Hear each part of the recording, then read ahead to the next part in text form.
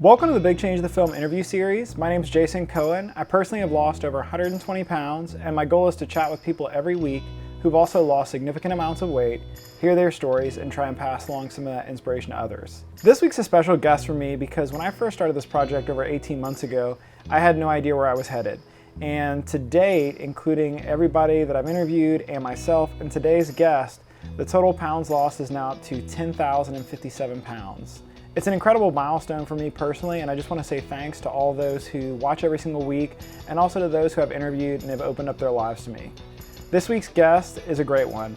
Paul Chatlin lives in the Detroit area. At the age of 56, he found himself with 2 arteries at 65% blocked and 1 artery at 100% blocked. He was being prepped for surgery, and his doctor actually asked him if he would be interested in considering a different way, considering changing what he actually ate and what was on his plate rather than undergoing the knife. He decided to forego surgery, he switched to a whole food, plant-based diet, and he also made a promise that he would do whatever he could to help others who were in his situation and help spread that message. Paul decided to make good on that promise and started PBNSG, which is a community in the Detroit area that has 4,000 members. They have small groups, they have monthly meetings, and they also have a great website at pbnsg.org. We have a fantastic conversation, and thanks so much for watching. I'm here with Paul Chatlin. We got connected through Jim Balla, through Shannon Farrell, through David Willits, and excited to talk to him. Has some amazing things going on in Detroit that I've been hearing about now for a little while. And so, Paul, first off, thanks for taking the time, and maybe we could just chat. Start off with a little bit about yourself and where you're from. All right. Well, I'm born and raised in Detroit. I live out right now in the suburbs. Been here pretty much my whole life. And to know about me, I'm a father of 3 sons. I'm a happily married man, and I am the founder, president, CEO of this incredible organization called the Plant-Based Nutrition Support Group. Okay, great. And then, I know that's kind of what you're doing now. I also know you've lost a little bit of weight, and you've also kind of had some pretty life-changing experiences. So maybe we could just start off. How much weight have you lost total so far? I have lost 62 pounds, and I've kept it off for 4.5 years. And, my story, if you want, I could share a little bit about my history as to what motivated me to make these changes, because prior to heart disease, if it was moving, I was eating it. And my theme was, if it wasn't 10,000 calories for dinner, it wasn't going to go down. I needed to eat a lot of food, and my best friends were steak and pizza. And the year before I got heart disease, I was on this sojourn to find the best pizza place in Michigan. So my wife, who puts up with me all the time, we visited like 30 different pizza places. So if you ever come to Michigan, don't ask me about pizza. I won't tell you, but I know the best place. So that's kind of my backstory. But what happened to me, if you want, I could just share my story right now, if you'd like. Yeah, sure. Well, and I was going to say maybe, just to take it way back, did you start out early in life overweight, or is it something that you put on later in life? Well, you know what? My entire family was morbidly obese. So my mom and dad were probably 100 pounds overweight. My sister was probably 60 pounds, and she's still around, so I better keep it 60 or less. But I was, about 20, 30 pounds overweight, but I was a workout fanatic. I went from playing college baseball to doing powerlifting. Then I moved over to tennis, and I just was working. I like working out. I always have. So to me, I wasn't really obese. I was big. And in fact, if you hold on to this, let me show you a quick picture. This is when I took a family trip, but this was me at about 226 pounds. Okay. You got it? Yeah, got it. So for me, it was just more of, I certainly could lose weight, and it was creeping up every year. Got a couple more pounds added to me as a gift. And but growing up, I was just playing sports, so I used to think that I could outwork a poor diet. Well, you can't outwork a poor diet, and like most people, over time the diet wins. And I was looking at myself saying, I'm going to lose. I'm getting really big. When I hit 50 years old, I made the proclamation of, because I am a true animal lover, that I was going to give up meat for fish. I was giving whole milk up for skim milk, and I was giving up all the oils for olive oil, because I was caught into the whole marketing thing, and I thought, man, I'm making some great changes. Well, I didn't know back then that I really was continually hurting myself. And at 55, I woke up one morning with the most excruciating pain in my chest. And because I'm not the smartest person, I'll always outwork people, but I am not the smartest. I kept thinking, you know what? I'll work this out. I Googled it and I came up with every excuse in the world. But for 3 months, I would wake up with incredible pain. Now, it would go away, and that's the angina. And then at night, it'd come back as a reminder. And, after 3 months, I just said, I'm going to go to the doctor's office. And sure enough, he heard a heart murmur. And from there, he took me over to the local hospital and said, we need to do all these tests. Now, at that point, no one but myself knew about it. I did a battery of tests. They did not know whether I was going to need a heart replacement or a bypass surgery. They didn't know. What the tests were saying is I had what they call scarcidosis of the heart. And the only way, as you know, to find out really what's going on is you need a heart catheter and biopsy. So the first, once he said, we're going to need a heart biopsy and catheter, I then broke down, told my wife that, I'm not doing well, and I haven't. And she kind of thunked me in the head for not sharing it. I just didn't want her worried. That's the not smart part. She happened to know somebody in her office who about 2 years prior had a lung replacement done at the Cleveland Clinic. And when they saw her crying at the office, he decided he was going to help her and help me. And the first miracle of my life was he allowed me to get into the Cleveland Clinic in about a 3-week period, 1 week before the heart biopsy and catheter was going to take place at the local hospital. Wow. So I drove out to Cleveland, and they have so many more advanced tests. And sure enough, I had the heart catheter. And while I did have the following, this was my health at that moment. I had an enlarged heart and leaky valves. Now, the enlarged heart was because of all the working out I used to do, which really, in essence, saved me.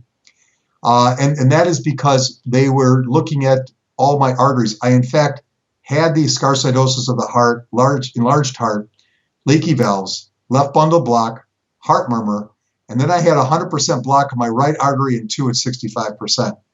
But to my doctor, he was pretty happy because he was in charge of heart transplants at the Cleveland Clinic. So he knew I wasn't going to necessarily need a heart transplant. I would need some serious bed rest to shrink the heart to stop the valves from leaking. But if you looked at my arteries, and it was one of the coolest x-rays I ever saw, you'd see a blocked artery, totally blocked. But I had so many little collateral arteries because it just tells you the body just wants to live and it wants to repair. And it looked like a total spider's nest. He said, that's what saved your life right there. So he had, when they do a heart catheter, they prep you for surgery because they don't know if you need to go in right away. So you can imagine, I'm sitting there, I'm on a gurney, I'm kind of looped out. And he says, well, I think we're going to maybe have to do surgery. And I remember my dad and his 3 brothers, three of them died in their 50s from heart disease, all morbidly obese. Wow. My dad had a quadruple bypass, lived another 17 years. And I got 3 sons. And I just said, this has just got to stop in my family's life, and I knew I had what it would take to at least try. And as we're going to the surgical ward, he stops and he says, here's the second miracle. Would you consider a nutrition change instead of bypass surgery? I think that you could maybe stop and reverse what you have, and you could live with 100% blocked because of the collateral arteries. And I said, I will do anything you ask, anything you want.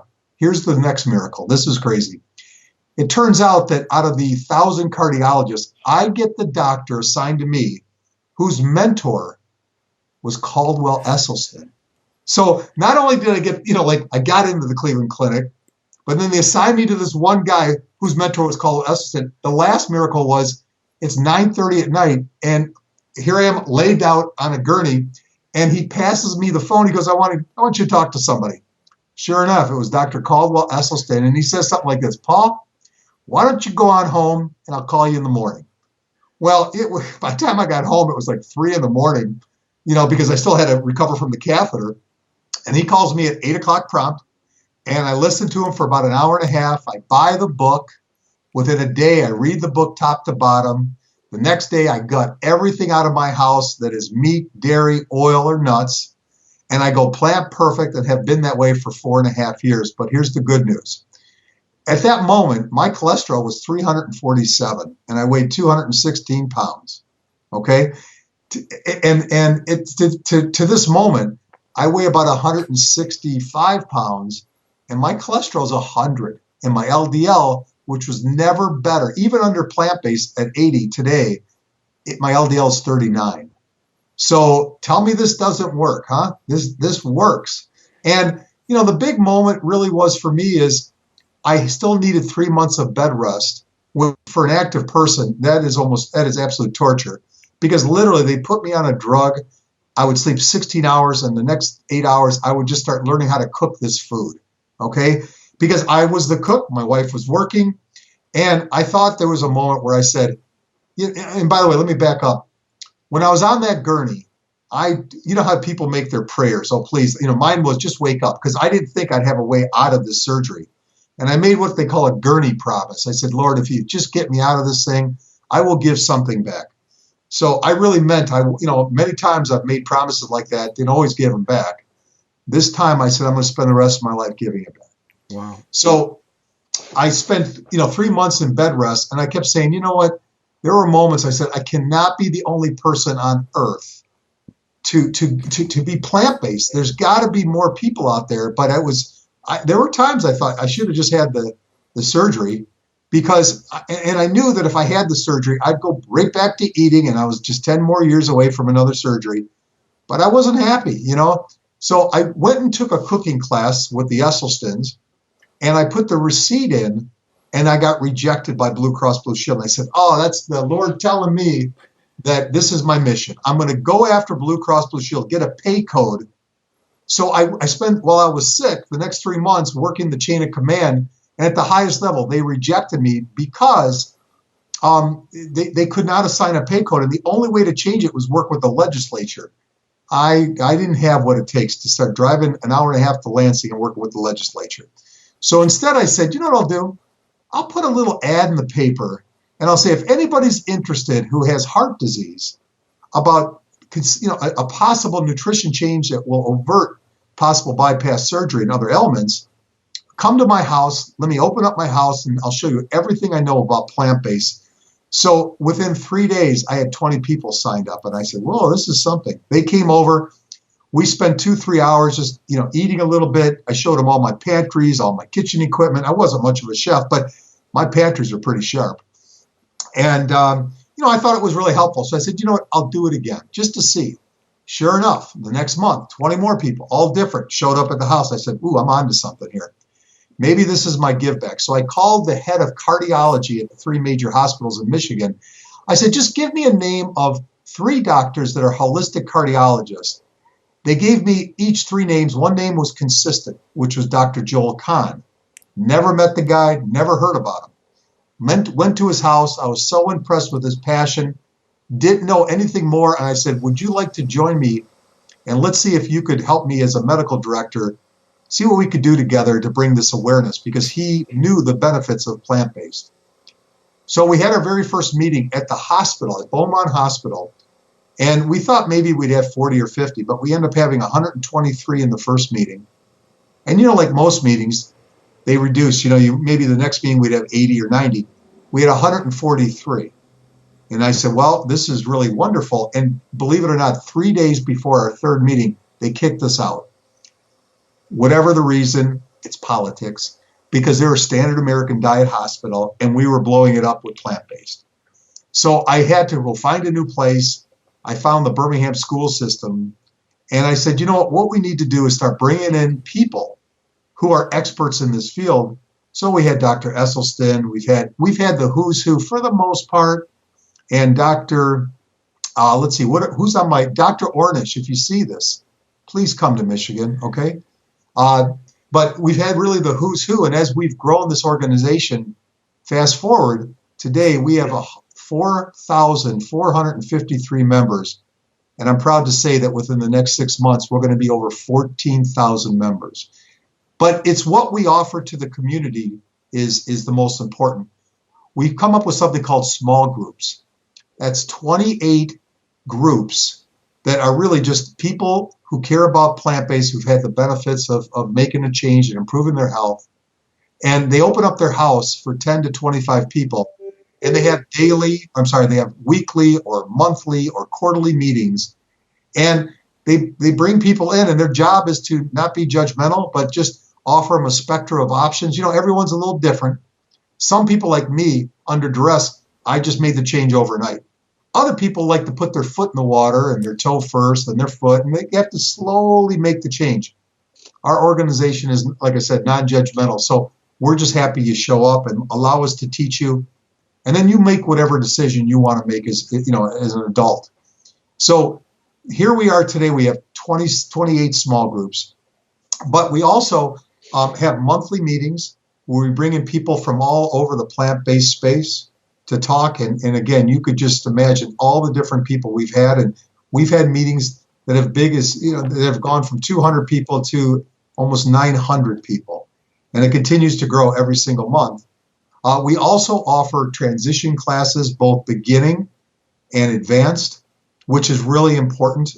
And then coming next year, I realize that when we have these big meetings, people are reluctant to ask, we don't want people to ask specific health questions. Yet, I may get 20 or 30 requests every single week on specific ailments. So I realize that, the people really want to hone in on what hurts them and what ails them. So I've decided to create kind of a classroom setting next year, and we've got about 30 different classes set up for next year with 9 local doctors. And they're going to be talking about heart-specific, diabetes only, obesity. We're going to also get into stress management, sleep apnea, oral health care. We're going to talk about lupus, aging, osteoporosis, and we're going to be able to really hone in on what people want, which is, hey, I'm not feeling well. My diabetes is way up. What are the things I need to do to not have to take that shot? And somebody who's a diabetic might not want to ask a question of a heart doctor. That's where we're bringing in the experts in each of the fields. So those are just some of the things that we're doing as an organization. But I think our crown jewel is our website. We've got, I think, 18 culinary contributors. So we've got 1,000 recipes. We came up last year with something called 5 and Dime. So we have a section for 5 items or less, 5 minutes or less, or $5 or less. And then the same with 10, 10, and 10. But take a look at the website. We've got contributions from the who's who of culinary expertise. Plus, we got a lot of local people as well. We also have almost 28 plant-based restaurants here in town, which, is pretty amazing, where you could actually walk in and say, I want this item or that item, and they have it a specific 2 or 3 choices with description. It's available anytime. Some of the other things that we're working on is to ask people to, we do our podcast. So we've got quite a few testimonials of people to encourage others. We're involved with the community. In fact, I just finished writing an 80-page manual of how to start it's called Healthier Together, but it's really how to start a plant-based support group in your town.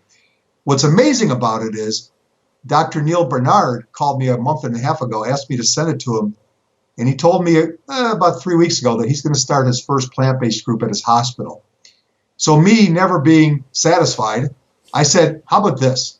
I'm going to write a letter. We're going to write everybody's name on it that we know, and we're going to challenge everyone across the nation that we'll give them the manual for free. You and I will endorse it, and we'll challenge people to start their own plant-based group, because that's what it's going to take to make a change. But I didn't stop there. I want to also share with you a couple of other things that we're doing. I'm starting on December 7th to do a series of talks called Doctors Teaching Doctors. It is, to me, one of the most important things I've ever done. I used to play with the idea, do I want to go after elementary school kids? But I realized I could maybe influence them to kind of teach their parents about what's good to eat. But when they get sick, they're going to go to that doctor. He's going to give them a pill. He's not going to ask them what they eat. And how many times, if I could get $1 for every doctor I spoke to who said, I didn't learn it in school, I'd be rich. Because that's what doctors say. I didn't learn it in school. And I always come back and say, Hippocratic oath, you're supposed to be here to help us get healthier. That's why we come to you. And What is your head in the sand? I mean, do you not read a paper and realize that what you eat should be the first line of defense before pills and procedures? I'm not blaming doctors. Thank God we have pills and procedures. But what about before the pain and suffering starts and all the side effects? How about just spend a minute saying, tell me a few things that you eat, and slowly let's get rid of a few things. It's not happening. That's why we're doing doctors teaching doctors, but it doesn't stop there. This past year, we completed a full medical course material, and we presented it to Wayne State University, and John Mackey, I sent it to, is presenting it over to the University of Texas. Wow. It isn't a full curriculum. What it is adding 4 to 6 items on the 9 systems of the body. Now, I understand about politics and timing. I'm not sure if we will be able to just get approved right away at these, universities, but I have it, and I will give it to anybody with the hope that maybe one university will take it on. Because over the last 3 years, the one key thing I tell the speakers is, you're going to talk at PBNSG, but you have to talk to a couple medical school students. So we always go to Wayne State Medical School, and then they could choose from Michigan State, U of M, Oakland University. And the thing that keeps me going is I have spoken to over 2,500 medical students in the last few years. If we just get 1% of these future doctors to consider plant-based, and it's happening, then we could absolutely save millions over the next 100 years, maybe billions. I know it sounds crazy to do the math, but maybe that's what we need to do to make a world of change. Is we got to get these doctors who are put in this godlike position, because anytime you're sick, you go to the doctor, gives you a pill, and if it doesn't work, he'll give you 2 or 3 more pills, and then he goes to procedures. But sometimes the pills work, and you think, oh, my God, I feel good. Dr. Greger was right. We're not living longer. We're just dying slower. And the fact is we have to change the doctors.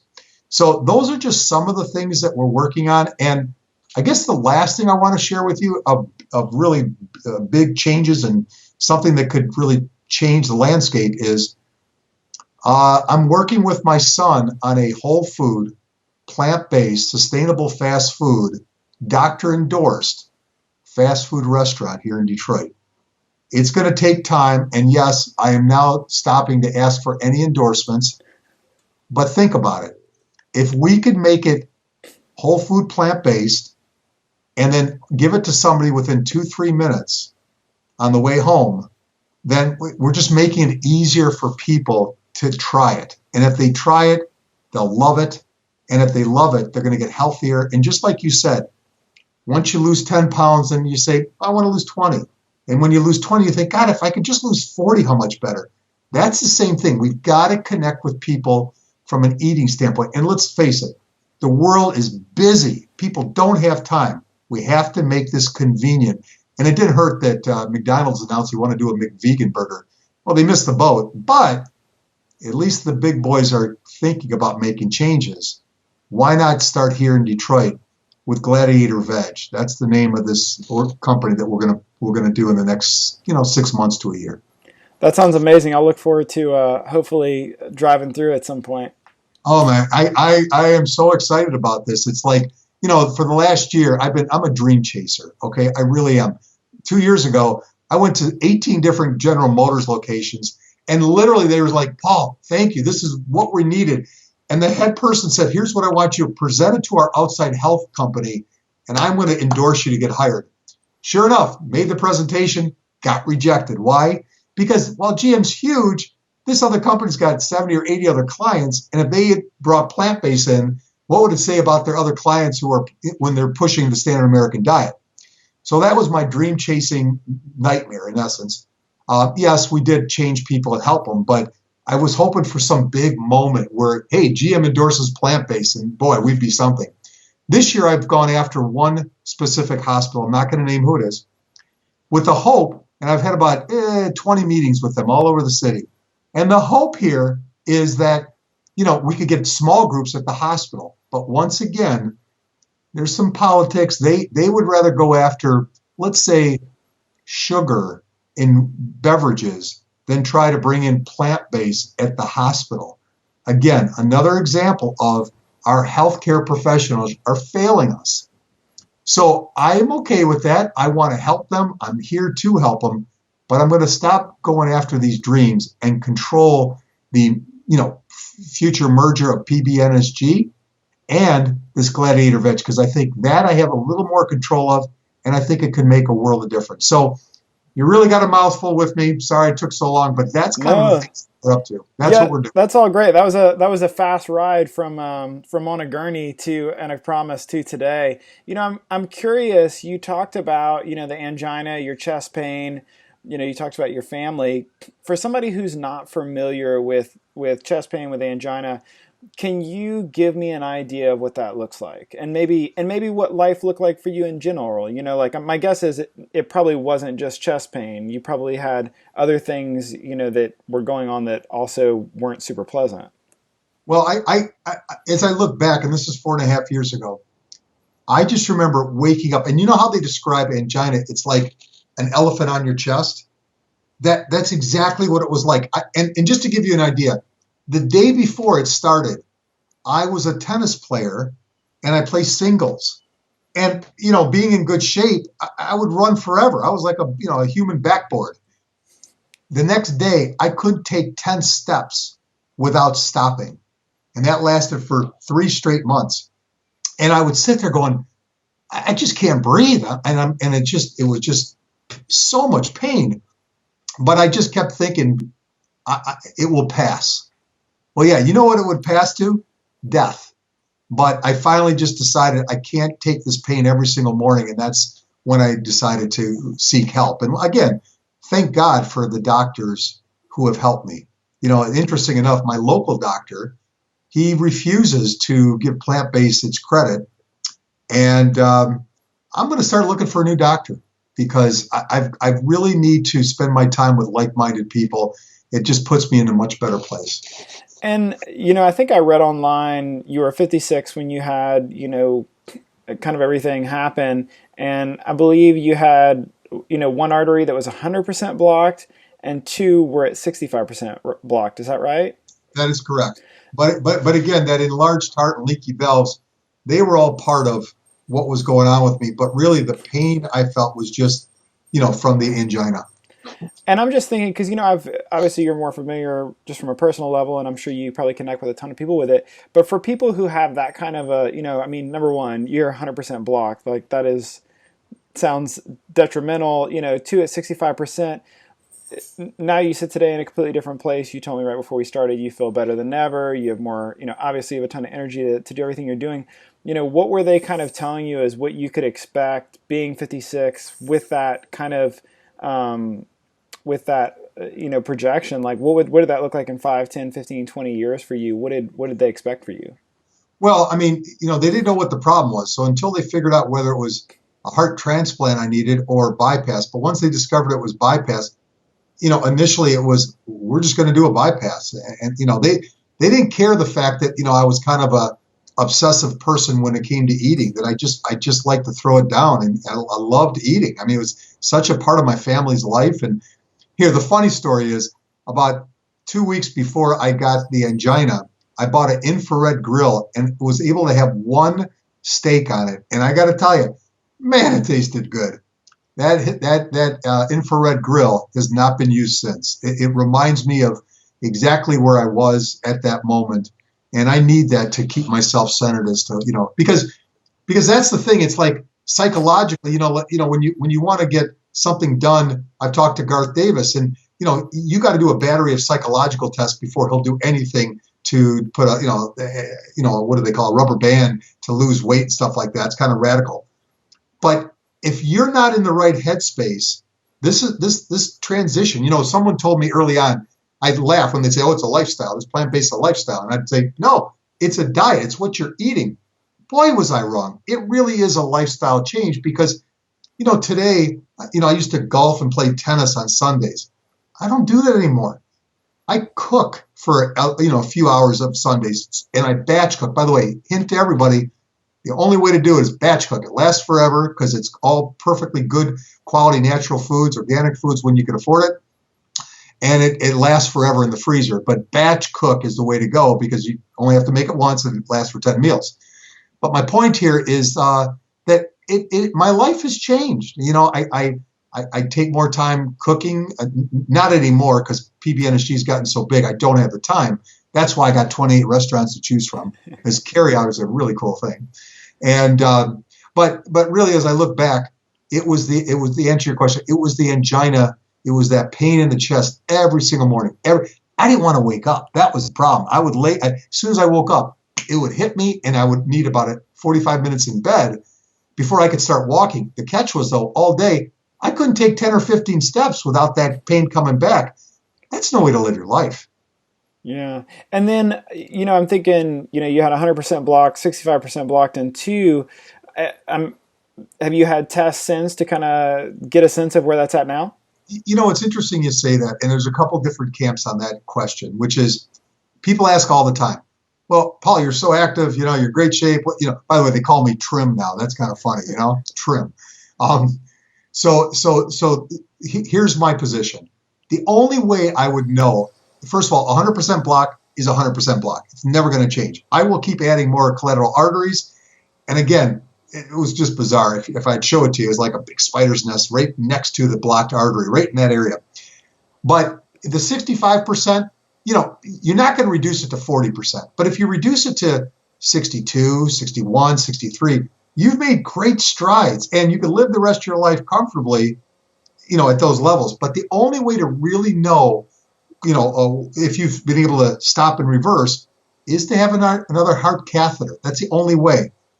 When you talk to Dr. Esselstyn, his position is, why? You feel great. Don't take that risk because there's still probably a 3 to 6, 4 or 5% chance of something going wrong. If they're putting in that needle and they're, kind of wiring their way up to see it, if they dislodge a little piece of plaque, you're in big trouble. There is a possibility of dying on the table with a heart catheter. So his position is, don't worry about it. My cardiologist, if he asked me to do it, I would do it today for him. Because so let's say, he's a heart cardiologist at the Cleveland Clinic. If he was curious enough and said, Paul, I really want to see what's changed in 4.5 years, I would do it in a minute, because without him, he saved my life. And in fact, today he called me because, 3-4 times a year, he'll have a patient who's a friend or a family member or just a patient he cares about. And I try to be a life coach and a helper in their transition. So we still work together, but I don't have to see him anymore. And you know why? I feel really good and my numbers are great. And I owe it to this nutrition change. Yeah, and I'm thinking you're on the gurney. You make your gurney promise, and you just want to wake up. Where did you think that was going to lead you? Because today, obviously, it sounds like your life is crazy. You've got 4,000 members, soon to be combined 14,000 members.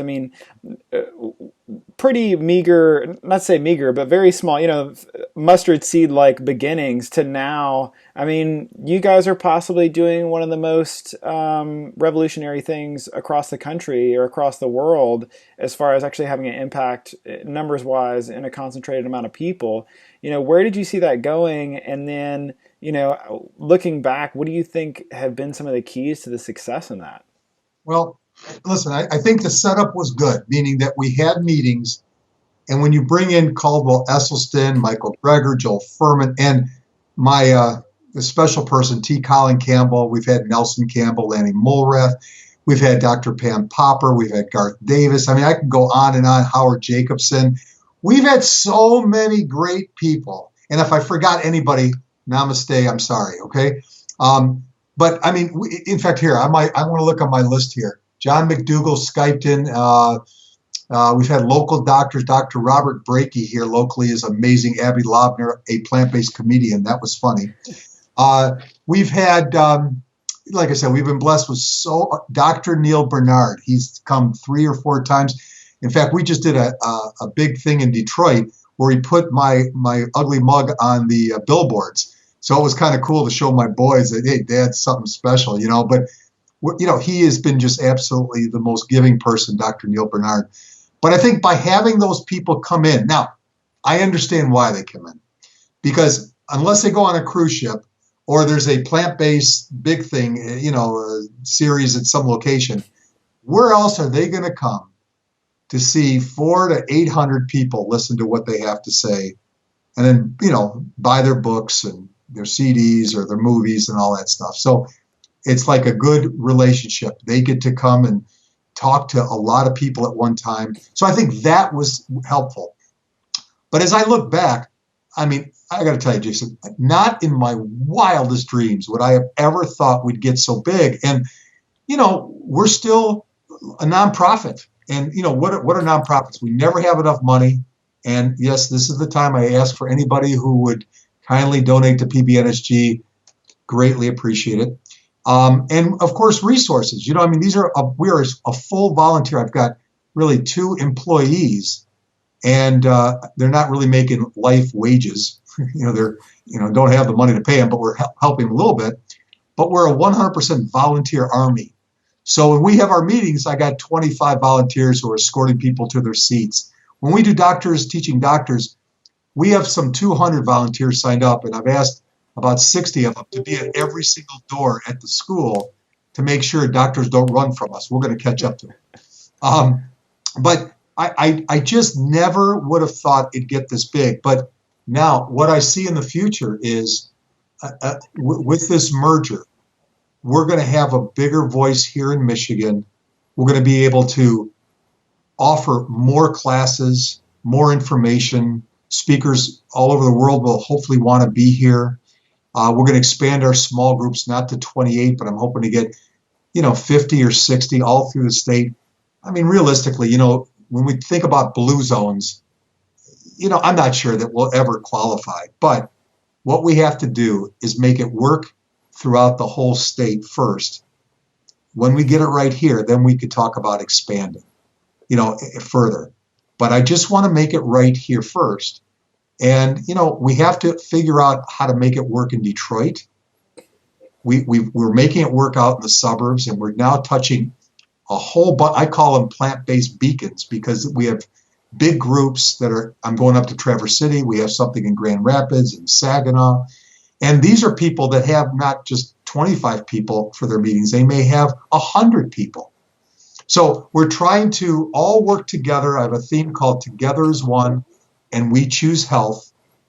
And we just try to, make sure that we're all working together on the same platform with the same message. And we'll see what the growth gives us. I don't know that, for the future, good things in Michigan, but we've got to be able to figure out, how to make it work and work well in Detroit. There are some real challenges because there's not enough grocery stores right now. But maybe the fast food, healthy, Gladiator Veg might be the way to go. There's parts of Detroit that are beautiful, but there are parts of Detroit that are really struggling. So we have got to figure out how to do it. Now, the transition classes are a way to do it. We could teach people how to batch cook. So you've got the right equipment. You want to batch cook. You could make beans for a very low amount, make them taste great, and you could make a lot of them, and that might be helpful. But we need to come up with some ideas, and there's some real superheroes in Detroit that are trying their best to make people more aware of health and nutrition in Detroit. And, I don't know what the long-term future is. Right now, we're going to get this merger done so we have a bigger voice, a bigger say. So people just can't just look at us and think we're a fad. We are not a fad. Listen, I'm not going away, people. I'm here. We're going to make this happen. And you're going to have to explain not only to your patients, to the people around you, why I'm not eating whole food plant-based. Now think about it again. When I said this earlier to you, there's a reason why environmentalists and, the PETA people and, Compassion for Animals, they're great organizations and they brought the awareness to so many. But there's a reason why they haven't flourished. It's because us humans are very selfish people. And what we have to do is we have to get more people to know that plant-based eating is the way to go, because you'll feel great. I mean, really, you'll feel great. And then by default, we'll save the animals and the environment. It's going to take more years than I have on Earth, but I want to at least get that message going. I think you're in a unique position because you probably see and talk to a ton of people who are in that transition period, who are in that beginning, and then you yourself have also, maybe a little bit more out of desperation needed to make that transition yourself. What did that transition look like for you at first with food? I mean, you told me, I don't remember if it was while we started or before, that you went on a search and dragged your wife to like find the best pizza in all of Michigan, and if it didn't have 10,000 calories in it, you weren't interested. How do you go from that, having a barbecue pit dedicated exclusively for a single steak, to where you're at, and where that you needed to go? What did that look like for you? And then what do you tell people whenever they're also trying to do that for themselves? Well, I've got a hit list. It starts with dairy, oil, and meat. You got to go after those. I recently read where the people I respect the most, the Dr. Gregors, Furmans, and Esselstyn, say now you could have a little bit of nuts. And the reason, and they limit it. So let's not go crazy on pistachios, people. Let's just eat 9 of them and maybe 6 walnut halves. But that's a treat for a guy who hasn't had it.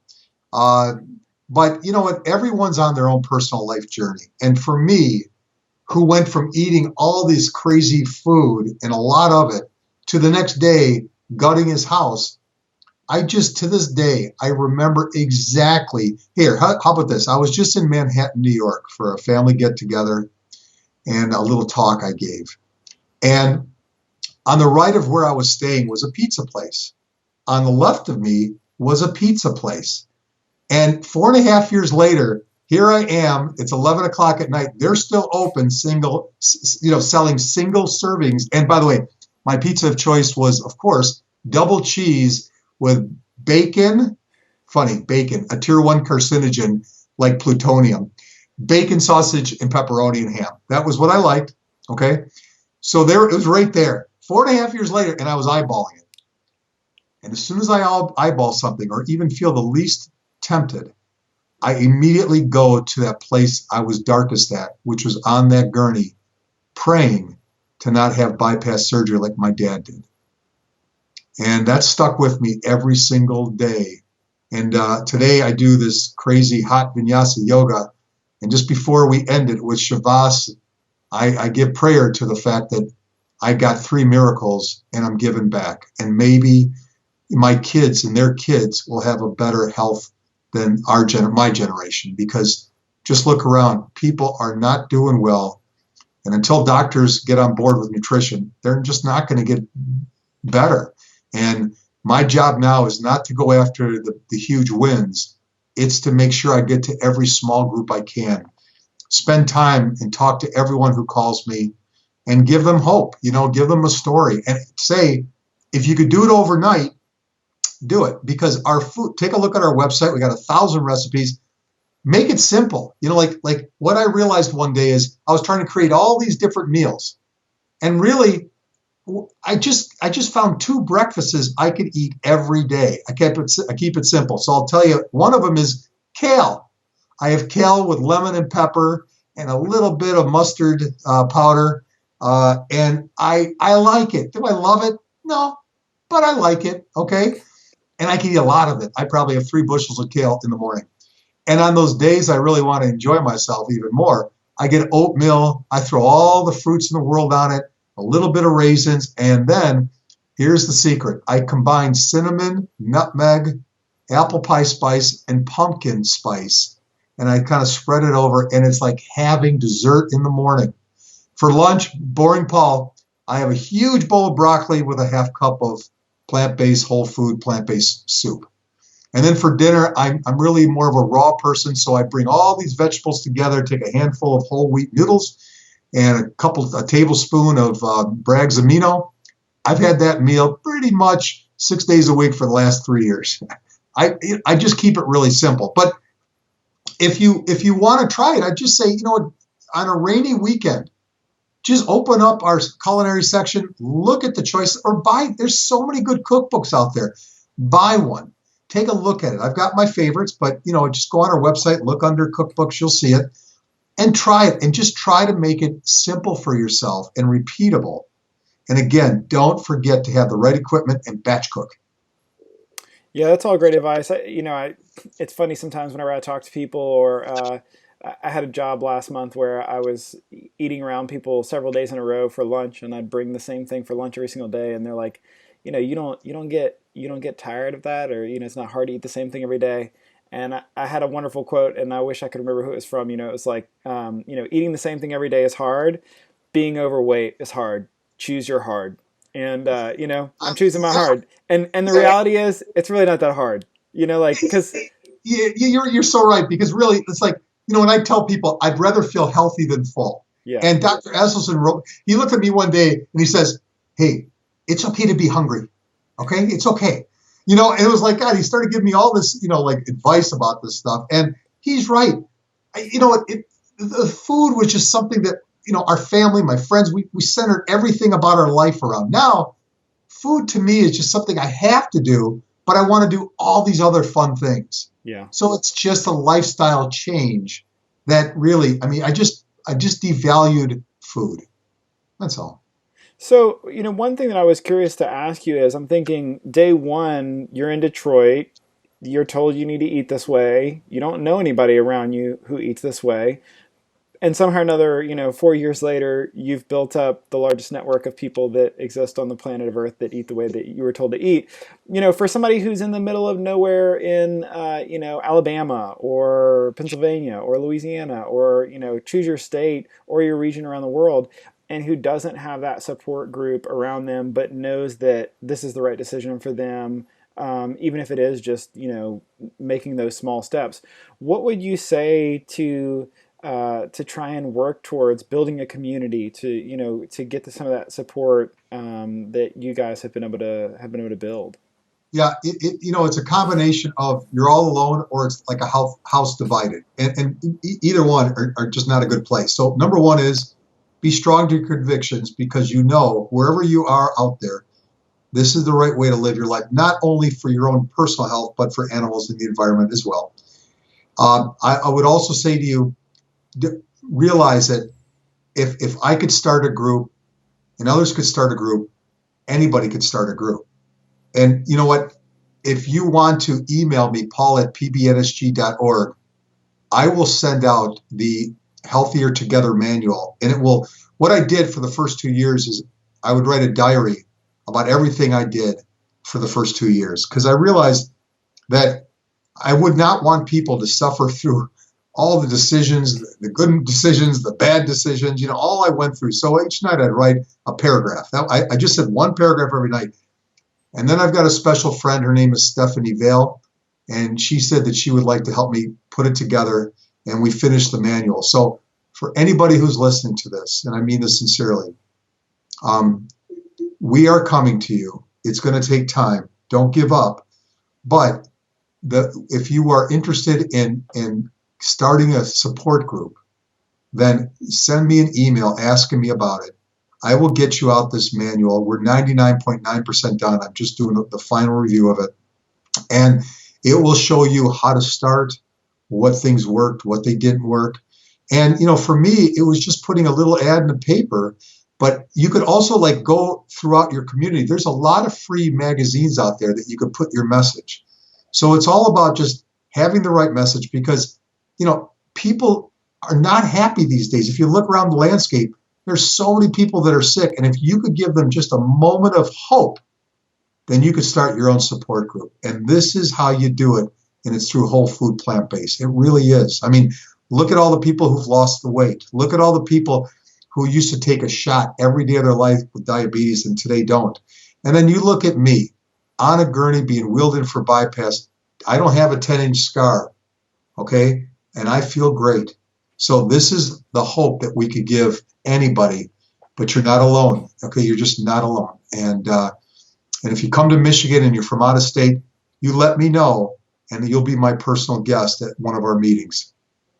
That's awesome. And then, I always like to ask people, if you can have a conversation with somebody on day one who's ready to take the plunge, regardless of where they are, and is hearing this and it's resonating, and they're ready to change the direction of their trajectory. What would you tell that person on day one? Well, I would if I was kind of I'm kind of life coaching or helping people, and maybe I do 3 or 4 a month, and all of them are brand new into this. And the first thing I say before I even start is I need a 1 week food log of everything you're eating. That's it. I want to know, what are they eating? What's the worst of what they're doing? And then we start talking about substitutions. So if they love cheese, then I said, you know what? Maybe we try nutritional yeast. Okay. If they don't like certain vegetables, let's talk about the vegetables you do like. Okay. What people don't get is, and especially me, I think about the foods I would never eat, like green beans, squash, yams, sweet potatoes, eggplant. I never would eat that. I do now. I like some more than others, but I am truly Mr. Kale and Mr. Broccoli. Those are my babies. But the point is that I would ask them to give me a food log, sit down with them, and let's say, what can we get rid of and what can we substitute with? So if they're drinking soda pop every single moment of every single day, let's try some different infused waters. If they're drinking a lot of milk, let's do a blind taste test and show them soy, almond, oat milk, and then compare that to their skim milk. I bet they won't know the difference. See, they just don't know. So what we're going to do is we would say to them, let's talk about the things that we could make quick changes subtly. If they're doing Campbell's soup, there's a couple soups that Amy Soups makes that are whole food plant-based. There's a lot of great options out there. They just don't know about it. So I would start with the food log. I would also want to find out what are their triggers for when they start binge eating or eating a lot. Like what happens in their life to cause that? Because it is part dedication to change, but it's also making sure they got the right headspace for that change. Because again, we both agree, this is life-changing. And this is truly life-changing because you're going to have to recommit a whole bunch of things to make this work. But the beneficiary of this effort is you. And why should people in their 60s and 70s, now in their 40s and 50s, walk around with walkers or red legs because of diabetes or issues? Why not everyone go into their 60s, 70s, and 80s and just be happy because they feel good? That's how it should be in this world. So, you have to give them a long-term goal and then short-term hope. And then if you could have a conversation, with 50-year-old Paul and go back in time and, give that person some words of advice or some words that you think you maybe needed to hear at that time, what would that be? Well, I want to believe that if the fact, I share with people all the time, I say, all right, let's just talk about the truth and the facts. And if I could share a truth and fact, and you say that, you're willing to consider changes and you say that, you're a wise person. So you share with them that if you eat these certain things, you see, back when I was 50, I didn't know about the animal casings in dairy. I thought if I gave up meat for fish, I was making a huge leap to find out later that I was having more cholesterol on the fish than I was on certain meats. So, and by the way, when they said, olive oil, it's the good oil, I thought I was eating the good oil. So when I gave up vegetable oil for olive oil, I thought, wow, so I wish I would have known what I know now. But at 50 years old, I was probably a lot like most, if not all, which is I just thought I could outwork a diet. I just thought that, I would, who was I kidding? My dad and his brothers all had quadruple bypass, but it wouldn't happen to me because I wasn't carrying 80, 90, 100 pounds extra weight. I just thought I could outwork everything. And I wish I would have had the facts presented to me 10 years ago. So then I would have made a much different decision. I just didn't know. And you know what? That really touches on the number one reason why I work so hard toward this, which is I don't care what people decide. It's their lives. But what hurts me the most and what keeps me awake at night is every single day I wake up, doctors are given more pills and procedures. And so many people, as good as it is here in Michigan, with the hope of all these new members, the fact is so many people have never heard of whole food plant-based. So that is my challenge nationally. We've got to rise up and share this message of hope and health because people don't know about it. We have to get that message out there. And instead of, all the big speakers talking about at certain venues, let's all, and everyone could give me an email, let's all get together, all of you, and let's figure a way that we can work as a group, and let's spend time on the 99% of the things we all agree on, and let's forget about the 1% you guys don't agree on. And let's get a common message and let's put it out there nationally. People have to know about it. They have to. Yeah, that's great. It's interesting sometimes to be at events or something, and so says this, so and so says this, whatever. You can't have this, you can't have this, and then you realize, like, let's not forget how great the need is out there. I mean, because I think you said it. Like you were probably not like unlike any other 50-year-old. Sitting there. There are tons of people within your block or your city or much less across the country. Just like for me, I see run into people all the time every day that are my weight or higher or even less who are living lives of quiet despair, struggling, thinking that life will never be different, and the need is so great. And I appreciate I appreciate everything you're doing, and it motivates me. To continue to do what we do. If somebody wants to find out more about you and what you guys are doing and how to connect, either online or in person, what's the best way to do that? You could reach us at www. The letter P as in Paul, BNSG. So it's pbnsg.org. www.pbnsg.org. And if someone wants to reach out to me, I will do my best to return that email.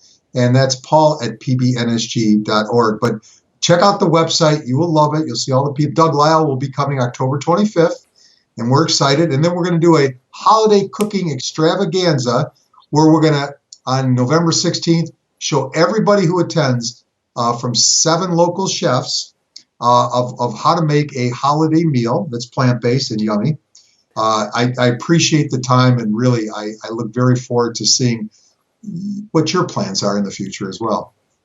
Well, awesome. Well, Paul, thanks again. I'll look forward to being at one of those meetings one day and experiencing it in real life. And I appreciate the time.